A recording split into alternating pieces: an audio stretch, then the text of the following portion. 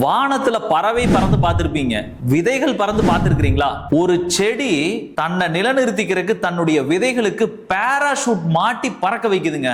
நம்புவீங்களா? இதுதாங்க எருக்கலை செடி. இங்கிலீஷ்ல ஜெயிண்ட் மில்க்வீடுன்னு சொல்லுவாங்க.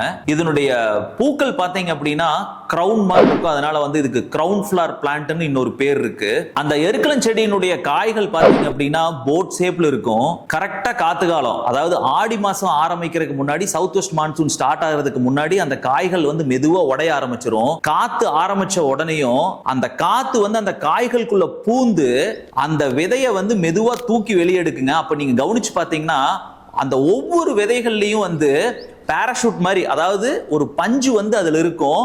அந்த விதைகளை தூக்கிட்டு அப்படியே போயிட்டு இருக்கும் காத்துல. அது எங்க போய் விழுதோ அந்த விழுற இடத்துல மண்ணும் அதுக்குண்டான கண்டிஷன் நல்லா இருந்ததுன்னா அங்க முளைக்க ஆரம்பிச்சிரும் எருக்கலை. எவ்வளவு ஒரு ஆச்சரியமா இருக்குது பாருங்க. தன்னுடைய இனத்தை நிலைநிறுத்துறதுக்கு எருக்கலை எடுக்கக்கூடிய முயற்சி. இந்த செடி இல்லைன்னா ஒரு உயிரினமே இருக்காது. அதை பத்தி தெரிஞ்சுக்கணும்னா அடுத்த வீடியோல பாருங்க.